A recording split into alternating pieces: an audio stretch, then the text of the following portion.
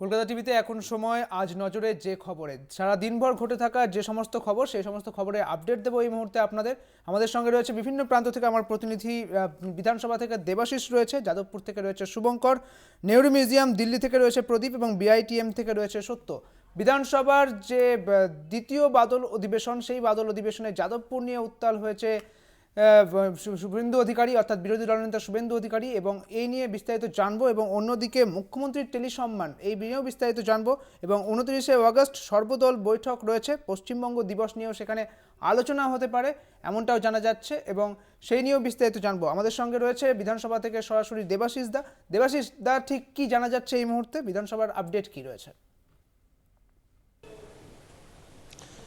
দেখো, বিধানসভার বাদল অধিবেশনের দ্বিতীয় পর্ব শুরু হয়েছে, আজ তৃতীয় দিন। এই গত দুদিন বেশ কিছু প্রশ্নোত্তর পর্ব গেছে। গতকালও আমরা দেখেছি প্রশ্নোত্তর পর্বে জনস্বাস্থ্য কারিগরি দপ্তরের একাধিক প্রশ্নের উত্তর দিয়েছেন মন্ত্রী, জনস্বাস্থ্য দপ্তর কারিগরি দপ্তরের মন্ত্রী পুলক রায়, এবং সেক্ষেত্রে বেশ কিছু প্রশ্ন উঠে এসেছিল। তাদেরকে পরিষ্কার তিনি জানিয়ে দিয়েছেন যে 2024-এর মার্চ মাস এবং 2025-এর মার্চ মাসের মধ্যে সমস্ত বাড়িতে, গ্রাম বাংলার গ্রামীণ সমস্ত বাড়িতে জল পৌঁছে দেওয়া, এটাই হচ্ছে সরকারের লক্ষ্য। পরিষ্কৃত জল, পানীয় জল যাতে প্রত্যেকটি পরিবার পায় গ্রামীণ এলাকায়, তা দেখার কথা।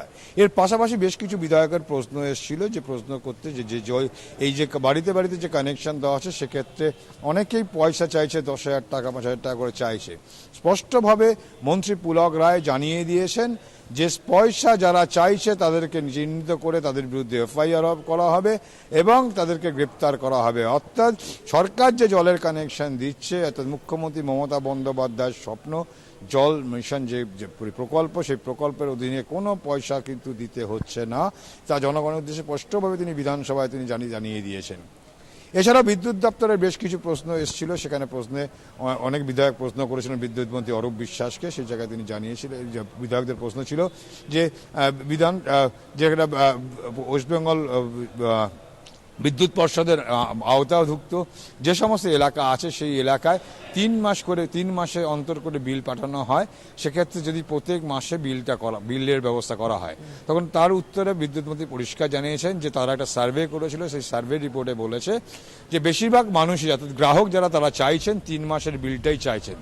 তবুও প্রত্যেক মাসে কয়েকটি এলাকায় প্রতি মাসে যাতে বিলের ব্যবস্থা করা হয় তার ব্যবস্থা করেছে, এবং সেটা অবশ্যই সেটা চলছে, তারা প্রক্রিয়া সেটা টেস্ট করে দেখা হচ্ছে যে সেটা কতটা সফল হয়, এবং এটা বিষয় নিয়েও কিন্তু আলোচনা হবে, এমনটাই কিন্তু বিদ্যুৎ মন্ত্রী জানিয়ে দিয়েছে। যারা বেশ কয়েকটি দপ্তরের, কৃষি দপ্তরের বেশ কিছু প্রশ্নের উত্তর দিয়েছেন শোভনদেব চট্টোপাধ্যায়। আজও বেশ কয়েকটি দপ্তরের আলোচনা হবে, একটি রিপিলিং বিল আছে বিধানসভায়, তা নিয়ে আলোচনা হবে, এবং সেখানে দেখা গিয়েছে যে বিধানসভার এই তিনটি দিনই, দ্বিতীয় পর্বের 3টে দিনেই যে বিরোধী বিধায়করা তারা প্রশ্ন করছেন এবং দপ্তরের মন্ত্রীরা তারা উত্তর দিচ্ছেন, এবং বেশ কিছু ক্ষেত্রে দেখা গেছে টেবিলে লে করা হয়েছে উত্তর, অর্থাৎ সব মিলে বলা যেতে পারে। এবং পাশাপাশি বিধানসভার বাদল অধিবেশনের প্রথম দিনই কিন্তু বিরোধী দলনেতা যাদবপুর কাণ্ডকে কেন্দ্র করে বিধানসভায় তারা ওয়াক আউট করেছিল, অর্থাৎ সরকার শাসক পক্ষ এবং বিরোধী পক্ষের মধ্যে চাপানুতো থাকবেই বিধানসভার। কিন্তু বিধানসভার গরিমা,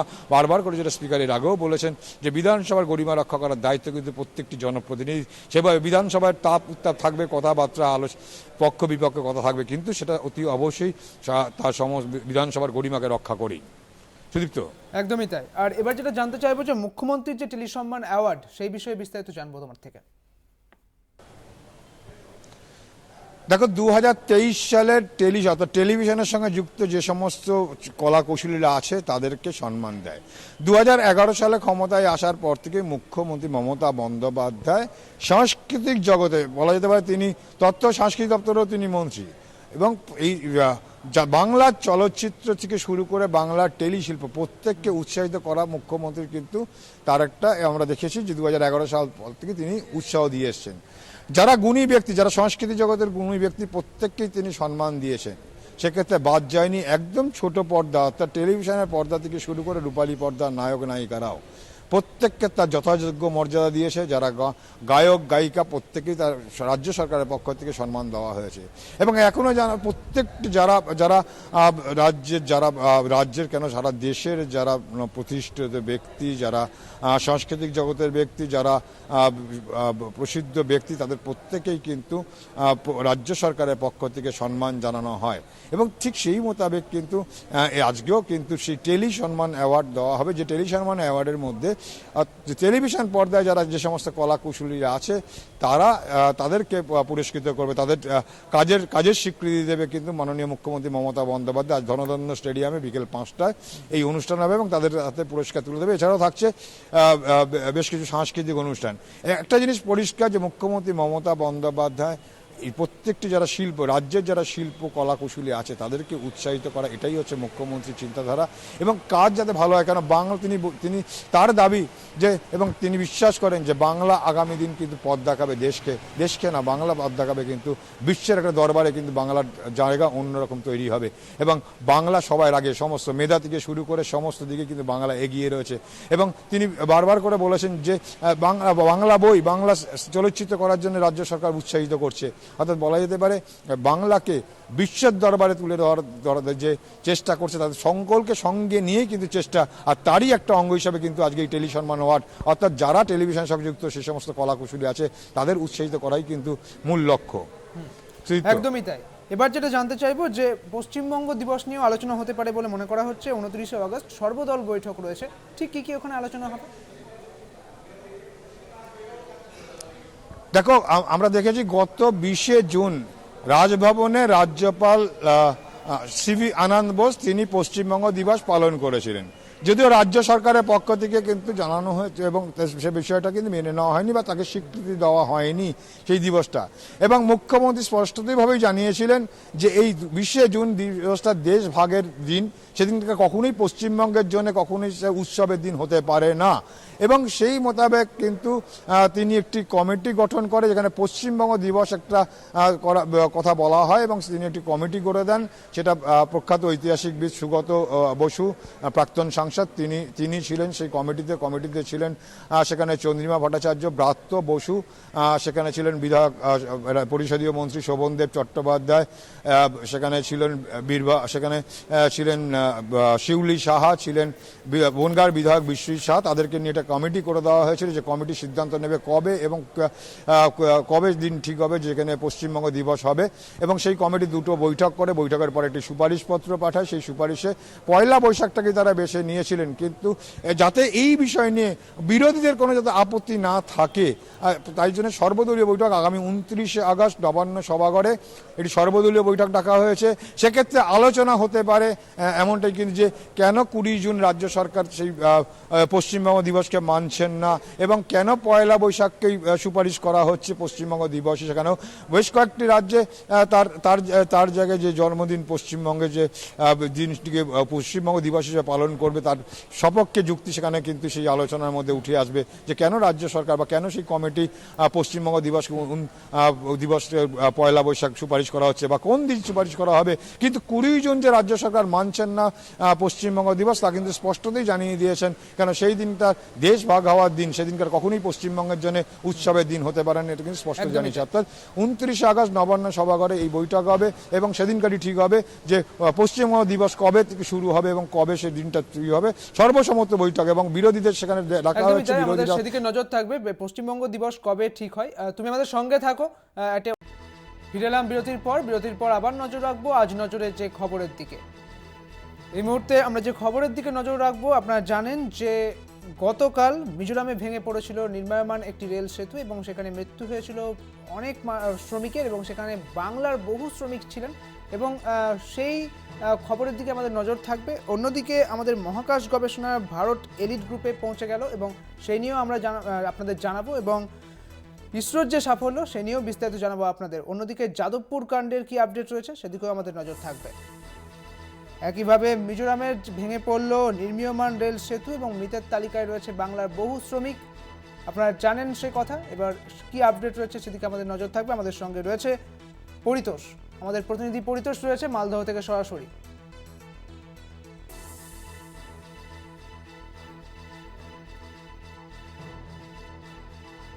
মিজোরামে ভেঙে পড়লো নির্মীয়মান সেতু এবং সেখানে বাংলার বহু শ্রমিক রয়েছে। পরিতোষ, এই মুহূর্তে কি আপডেট রয়েছে সেখানে?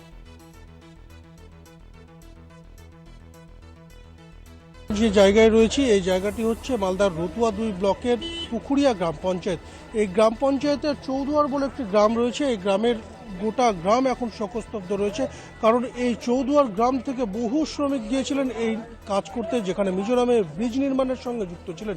তবে গ্রামের পরিবেশ এখন দেখতেই পাচ্ছ, এই যে বাড়িটা দেখতে পাচ্ছ এই বাড়িরই 6 জন সদস্য গেছিলেন সেই কাজের জন্য এবং তারা 6 জনের মৃত্যু হয়েছে। পরিবারের 6 সদস্যের মৃত্যুতে পরিবার যেমন শোকস্তব্ধ রয়েছে, গ্রামবাসী থেকে শুরু করে প্রতিবেশীরাও শোকস্তব্ধ রয়েছে।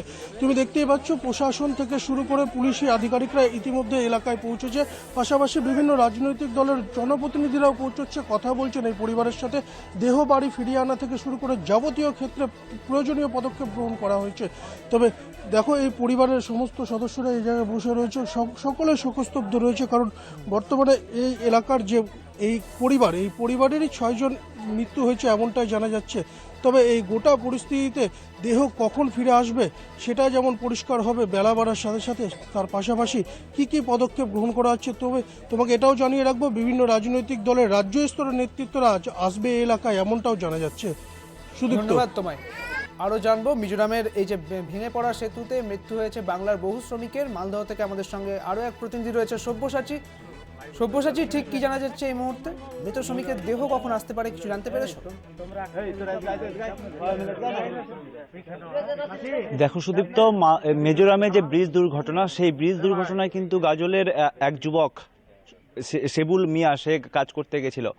পরিবারের কথা ভেবে, তার সন্তানদের কথা ভেবে সে কিন্তু অনেক স্বপ্ন নিয়ে গেছিল বাইরে কাজ করতে, কিন্তু তার ফিরে আসার কথা ছিল এই পুজোর আগেই, কিন্তু সেই পুজোর আগে আর ফেরা হলো না। সেই এখন তার পরিবার অপেক্ষায় তার দেহ কখন ফিরবে। এখনও তার বাড়ির সামনে এখনও প্রচুর লোকের ভিড়। সেই তার বাড়ি, সেই বাড়ির সামনেই তা ভিড় জমিয়ে রয়েছেন এলাকার মানুষ, তারা বিভিন্ন জনপ্রতিনিধিরা। ইতিমধ্যে যেটা জানা যাচ্ছে যে রেল দপ্তরের পক্ষ থেকে কথা বলা হয়েছে তার দেহ আনার জন্য। ইতিমধ্যে জনপ্রতিনিধিদের সাথে এসে তার বাড়িতে এসে কথা বলেছেন রেল দপ্তরের আধিকারিকরা। আমরা তার পরিবারের সাথে তো কথা বলবো, কিন্তু তার আগে আমরা জানবো যে রেল দপ্তরের সাথে ঠিক কি কথা হলো, দেহ কিভাবে ফিরছে, কি নিয়ে কথা হলো। আমাদের এখানে রয়েছেন আমাদের এখানকার জনপ্রতিনিধি জিসান দা, জানবো তার কাছ থেকে যে কি কথা বললেন রেল দপ্তরের আধিকারিকরা।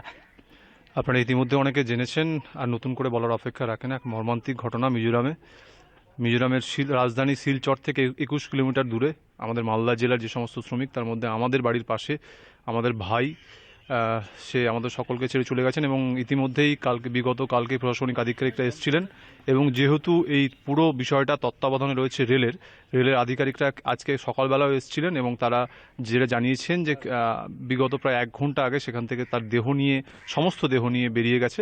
কালকে ঠিক সকালবেলার মধ্যে আমাদের এখানে আমাদের ভাইয়ের দেহ আমরা পাবো, এবং তারপরে তার সৎকারের কাজ আমরা করবো আর কি। দেখো, আমরা কথা বললাম এখানকার যে জনপ্রতিনিধি আছে যার সাথে রেল দপ্তরের কথা হয়েছে, তার পরিবার কিন্তু এখন একবারে তার পরিবারের ছন্দপতন ঘটেছে। কারণ পরিবারের একমাত্র রোজগারের যে সন্তান, সেই সন্তান কিন্তু মিজোরামে কাজ করতে গিয়ে মৃত্যু হয়েছে। যে সন্তানের ফিরে আসার কথা ছিল পুজোর আগে, সেই সন্তান কিন্তু নিথর দেহ হয়ে ফিরবে তার পরিবারের কাছে। কি বলছে তার পরিবারের সদস্যরা, শুনবো তার কথা। বলছি, কবে গেছিল কাজ করতে, কবে আসার কথা ছিল? কাজে প্রায় 1 মাস হলো গিয়েছিল, আর পুজোর আগে বাড়ি আসতো। এই জন্য ও তো বাড়িতে একাই পুরোপুরি নির্ভরশীল সংসার, এই জন্য এখন এই তো অ্যাক্সিডেন্ট হয়ে গেল। এখন আমরা কে রয়েছে পরিবারে ওর বাবা মা, স্ত্রী, ছোট 2 বছরের ছেলে, আর স্ত্রী গর্ভবতী 9 মাসের। এখন কিভাবে সংসার চলবে? এখন এটা উপরওয়ালা যেভাবে চালায়। কবে ফিরবে জানতে পেরেছেন? যা শুনলাম ওখান থেকে নাকি ছেড়েছে, আসবে যতদূর সম্ভব আগামী কালকে আসতে পারে। শেষ কবে কথা হয়েছিল ছেলের সাথে? শেষ কালকেই কথা হয়েছে, অ্যাক্সিডেন্টের আগেই কথা হয়েছিল। মানে কাজে মানে জয়েন্ট দেওয়ার আগেই ওর ওয়াইফকে ফোন করেছিল, কথা বলেছিল, কিছুক্ষণ কথা বলেছে যে কিভাবে আমরা কাজ করি। লাইভে এতে ফোন করেছিল, ভিডিও কলে ও দেখিয়েছে যে এইভাবে আমরা কাজ করি। দেখিয়ে কাজ করে তার পরেই 8টার দিকে কথা হয়েছে, আর ঘটনা প্রায় 10টা সাড়ে 10টার দিকে এই ঘটনা আমরা শুনছি। তারপর মোটামুটি 12টার দিকে ওখান থেকে ফোন আসছে। আদার্স পাশে আলাদা লোক আছে ছিল, ওরা ফোন করে জানিয়েছে যে এই ঘটনা ঘটে গেছে। দেখো, যে যে পরিবারের সাথে কথা বলে যেটা জানা গেল, পরিবারের যে সন্তান তার দিকেই তাকিয়ে এখন পরিবারের সমস্ত সদস্যরা, কারণ সে হাজার স্বপ্ন নিয়ে গিয়েছিল মিজোরামে কাজ করতে, এবং সেই কাজ করে কিন্তু সে তার পরিবারের মুখে হাসি ফোটাবে, তার সন্তানদের ভবিষ্যৎ গুনবে, এরকম হাজারো স্বপ্ন সে দেখেছিল। কিন্তু হঠাৎ করেই ছন্দপতন, মিজোরামের ব্রিজ ভেঙে তার মৃত্যুর ঘটনায় এখন শুধু কান্নার রোল তার পরিবারে এবং এলাকা জুড়ে। সুদীপ্ত। একদমই তাই, ধন্যবাদ তোমায়, তুমি সঙ্গে থাকো সব্যসাচী আমাদের। এই মুহূর্তে আপনারা জানেন যে ভারতবর্ষ চাঁদের মাটি স্পর্শ করে ফেলেছে এবং ল্যান্ডার বিক্রম চাঁদের মাটিতে অবতরণ করেছে, এবং 12টা 45 গতকালই কিন্তু প্রোগ্রাম কিন্তু চাঁদের মাটিতে তার কাজ শুরু করে দিয়েছে। এবং এই মুহূর্তে আমাদের সঙ্গে দিল্লি থেকে রয়েছে আমাদের প্রতিনিধি প্রদীপ। প্রদীপ, কে ডিটেলস है आपके पास?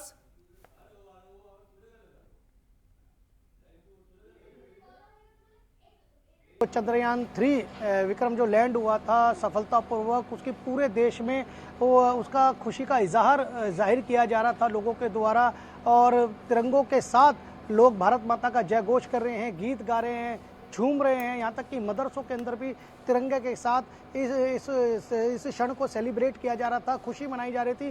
और वहीं अब सबसे बड़ी बात ये होगी कि जिस तरीके से जो चंद्रयान से निकलकर जो रोवर प्रज्ञान जो निकला है बाहर, वह अब चांद की सतह पर अब प्रैक्टिकली देखा जाए तो चांद की सतह पर निकलकर वहाँ की ऑक्सीजन किस प्रकार की है, वहाँ की धरती किस प्रकार की है, वहाँ के जो धूल मिट्टी है, वहाँ के कण कैसे हैं, लगभग 200 से ज़्यादा माइनस का टेम्परेचर है वहाँ पर।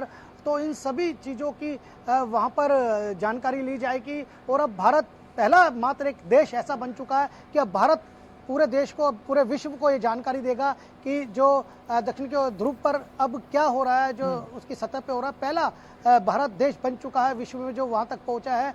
चौथा भारत अब अंतरिक्ष महाशक्ति बन चुका है, जिसमें रूस, चीन और अमेरिका था, अब भारत भी बन चुका है। भारत ही तस्वीरें देगा कि आखिरकार वहाँ जो चांद की सतह पे किस तरीके का जीवन जीना संभव भी है या नहीं भी है, वहाँ का पानी किस प्रकार का वहाँ की धरती किस प्रकार की, हमें जीवन संभव हो पाएगा या नहीं हो पाएगा। इस तमाम बातों की जानकारी अब भारत पूरे विश्व को देगा, और एक खुशी का पल है। वहीं भारत के प्रधानमंत्री मोदी भी भारत से सैकड़ों मील दूर हैं, और वहीं पर ही फ़ोन पर पूरी टीम को इसरो की बधाई दी गई थी, और प्रधानमंत्री के द्वारा कहा गया था रूबरू मिलकर भी उनको देंगे, क्योंकि जोहान्सबर्ग में अभी ब्रिक्स सम्मेलन, शिखर सम्मेलन चल रहा है, प्रधानमंत्री वहाँ उस शिविर में शामिल है। और वहीं लगभग पूरे कई देशों से बधाई आ चुकी है, भारत को संदेश आ रहे हैं। जो सफलतापूर्वक विक्रम लैंड हुआ है चांद की सतह पर, उसके तमाम देश बधाई दे रहे हैं। साथ साथ जो नासा है, नासा के चीफ नेल्सन ने भी इसरो की टीम को बधाई दी है और खुशी जाहिर की है। वहीं इजराइल ने भी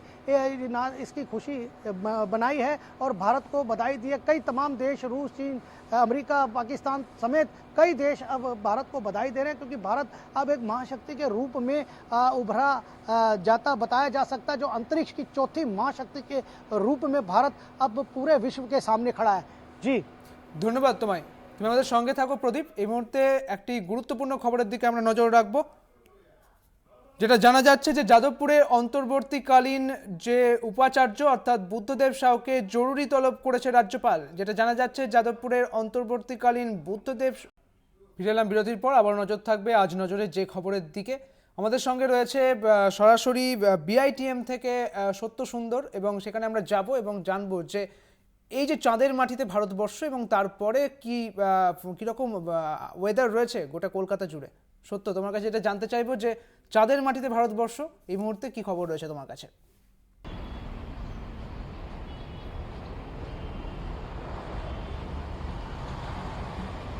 আমরা আবারও যোগাযোগ করার চেষ্টা করব সত্য সুন্দরের সঙ্গে। সত্যতা, তোমার কাছে জানতে চাইবো যে এই মুহূর্তে চাঁদের মাটিতে ভারতবর্ষ কি আপডেট রয়েছে তোমার কাছে।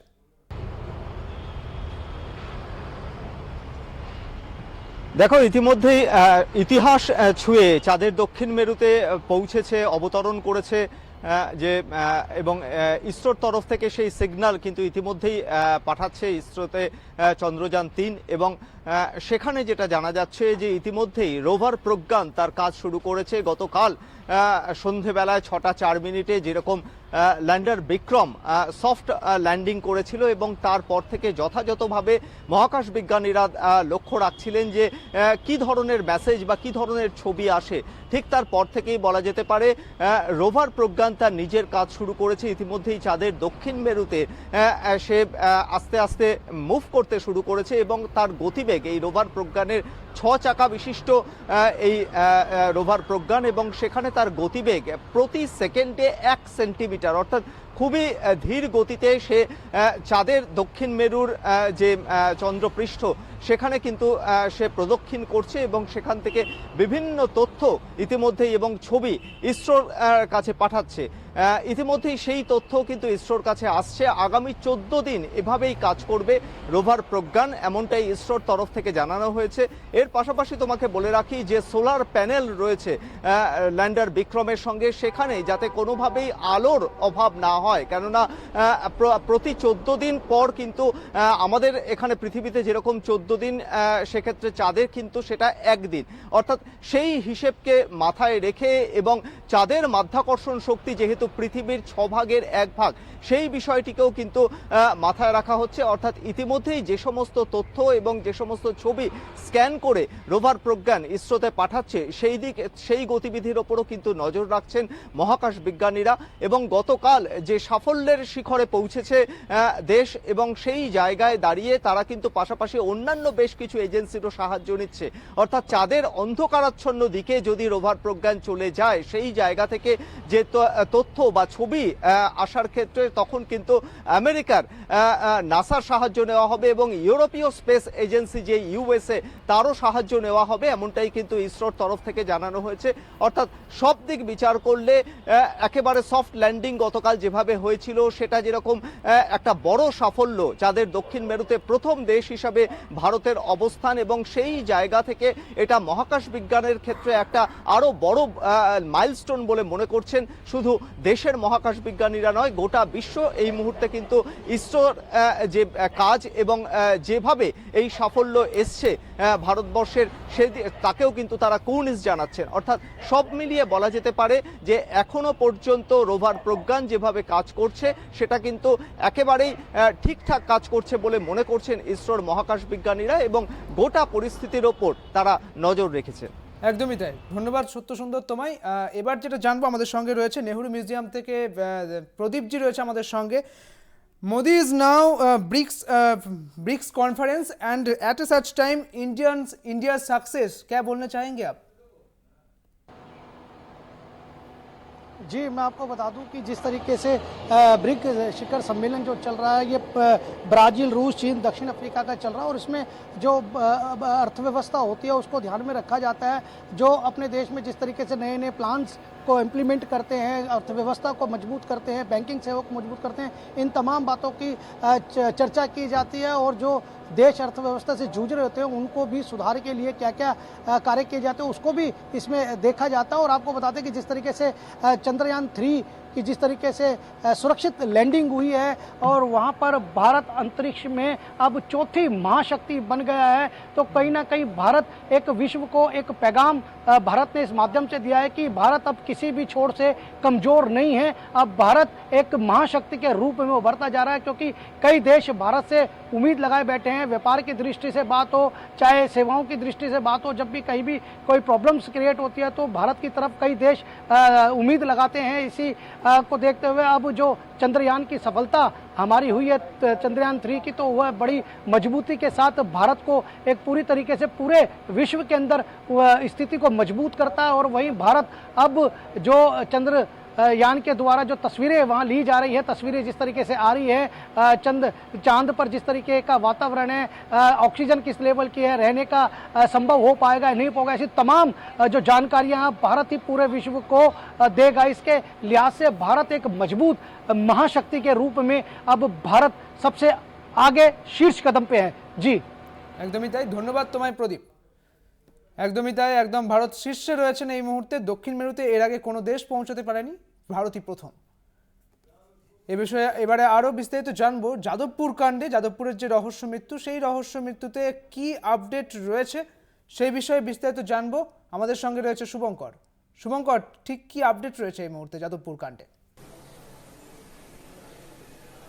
দেখো কিছুক্ষণ আগেও আমি যে তথ্য দিয়েছি একেবারে এক্সক্লুসিভলি, সেটি হচ্ছে যাদবপুর বিশ্ববিদ্যালয়ের উপাচার্য বুদ্ধদেব সাহুকে, বলা যেতে পারে অন্তর্বর্তীকালীন উপাচার্য বুদ্ধদেব সাহুকে জরুরি তলব করেছেন রাজ্যপাল তথা আচার্য সিভি আনন্দ বোস। সকাল 10:40 তার রাজভবনে যাওয়ার কথা, এবং একই সঙ্গে আমরা দেখেছি হন্তদন্ত হয়ে বিশ্ববিদ্যালয় চত্বর থেকে তাকে গাড়িতে বেরিয়ে যেতে সংবাদ মাধ্যমের মুখোমুখি তিনি হননি বেরিয়ে যাওয়ার সময়। তবে আমরা রাজভবন সূত্রে যে তথ্য পেয়েছি সেটি এরকম যে আজ কিন্তু আচার্য তথা রাজ্যপাল সিভি আনন্দ বোস তাকে তলব করেছেন বেশ কিছু বিষয়ে জানার জন্য, যেমন এই মুহূর্তে বিশ্ববিদ্যালয়ের পরিস্থিতি কেমন, যে অচল অবস্থা বা বলা যেতে পারে যে অস্থির পরিস্থিতি বিশ্ববিদ্যালয়ে তৈরি হয়েছিল তা কতটা কাটিয়ে ওঠা সম্ভব হয়েছে, হস্টেলগুলোতে মূলত মেন হোস্টেল বা হোস্টেল ইউনিভার্সিটি প্রিমিসেসের মধ্যে যে হোস্টেলগুলো রয়েছে সেখানে নিরাপত্তার জন্য কি কি ব্যবস্থা গ্রহণ করা হয়েছে, একই সঙ্গে যে কমিটি তৈরি করা হয়েছে সেই কমিটি এই মুহূর্তে কতদূর তার কাজ এগিয়েছে, একই সঙ্গে কিন্তু যেসব বিভিন্ন অর্গানাইজেশন থেকে বা বিভিন্ন কমিটি থেকে যে রিপোর্ট তলব করা হয়েছিল সেগুলো যথাসময়ে পাঠানো হচ্ছে কিনা, ইউজিসির রিপোর্ট পাঠানো হয়েছে কিনা। একই সঙ্গে তোমায় জানিয়ে রাখি যে এই যে মর্মান্তিক ঘটনা 9 তারিখ রাতে যে ঘটনা ঘটে গিয়েছে, তারপর বড়সড় পড়ুয়াদের নিরাপত্তা নিয়ে প্রশ্ন উঠে গিয়েছে, সেখানে কিন্তু কোনো না কোনোভাবে রাজ্যপালের দিকে আঙ্গুল গিয়েছে বা আচার্যের দিকে আঙ্গুল উঠেছে। কেননা বিশ্ববিদ্যালয় দীর্ঘদিন উপাচার্যহীন হয়ে পড়েছিল, ফলত সেইখানে স্বাভাবিকভাবে যখন এই ধরনের কোনো রকম সমস্যা তৈরি হয় সেই দায় কিন্তু উপাচার্যের উপর বর্তায়। যেহেতু উপাচার্য ছিলেন না, ফলত আচার্য তার ওপরে কিন্তু এই যে ভার সেটি কিন্তু গিয়েছে। কেননা তোমরা জানিয়ে রাখি 9 তারিখের ঘটনার পর 10 তারিখ সন্ধ্যেবেলা প্রথমে এসএসকে হাসপাতাল এবং তারপরে কিন্তু বলা যে যাদবপুর বিশ্ববিদ্যালয়ের যে অরবিন্দ ভবন সেখানে আসেন রাজ্যপাল। শুধু তাই নয়, পড়ুয়াদের সঙ্গে কথা বলেন এবং সবথেকে বড় বিষয় রাজ্য সরকার বা বলা তো রাজ্যের যে শিক্ষা দপ্তর শিক্ষামন্ত্রী তিনিও কিন্তু বারবার রাজ্যপাল তথা আচার্যের ভূমিকা নিয়ে প্রশ্ন তুলেছেন। কেননা রাজ্যের বলে দেওয়া, রাজ্যে ঠিক করে দেওয়া যে উপাচার্য সেই নাম বাদ দিয়ে রাজ্যপাল নিজের মতো নিজের ইচ্ছা মতো তিনি উপাচার্য বিভিন্ন বিশ্ববিদ্যালয়ে নিয়োগ করেছেন। যাদবপুর বিশ্ববিদ্যালয়ে অন্তর্বর্তীকালীন উপাচার্য হিসাবে গণিত বিভাগের অধ্যাপক বুদ্ধদেব সাহুকে নিয়োগ করা হয়েছে। ফলত তিনি দায়িত্ব নেওয়ার পর এখন বেশ কিছুদিন 3 দিন কেটে গিয়ে এই মুহূর্তে বিশ্ববিদ্যালয় ঠিক কোন জায়গায় দাঁড়িয়ে রয়েছে সেই বিষয়গুলোই কিন্তু জানার জন্য, এবং একই সঙ্গে রাজ্যপাল তথা আচার্যের নতুন কোনো দিক নির্দেশ রয়েছে কি না বিশ্ববিদ্যালয় নিরাপত্তা, সেই সঙ্গে সঙ্গে নতুন যে বিভিন্ন ধরনের ব্যবস্থা, যেমন অ্যান্টি র্যাগিং স্কোয়াডকে জোরদার করা থেকে শুরু করে অ্যান্টি র্যাগিং কমিটিকে বিভিন্ন জায়গায় মোতায়েন করে তাদেরকে নজরদারি চালানো, হস্টেলগুলোতে বিশেষভাবে নজরদারি চালানো, সিসিটিভির যে বন্দোবস্ত, এই যাবতীয় বিষয় কিন্তু আজকে রাজভবনে রাজ্যপাল তথা আচার্য সিভি আনন্দ বোস উপাচার্য বুদ্ধদেব সাহুকে জিজ্ঞেস করতে বা তার সঙ্গে এইসব বিষয় নিয়ে আলোচনা করতে পারেন। এবং আমাদের এই মুহূর্তে কিন্তু আমরা জানিয়ে রাখি যে রাজভবনে পৌঁছে যাওয়ার পাশাপাশি একই সঙ্গে কিন্তু তাদের এই কথোপকথনের পর কি নির্যাস বেরিয়ে আসে সেদিকেও কিন্তু আমাদের অবশ্যই নজর থাকবে। একদমই তাই শুভঙ্কর, সেদিকে আমাদের নজর থাকবে যে এই রাজ্যপালের সঙ্গে অন্তর্বর্তীকালীন উপাচার্যের কি কথা হলো সেদিকে আমরা নজর রাখবো। এই মুহূর্তে আজ অনেক ধন্যবাদ সকল প্রতিনিধিকে, এবং আজ নজরে আমাদের এই পর্যন্তই।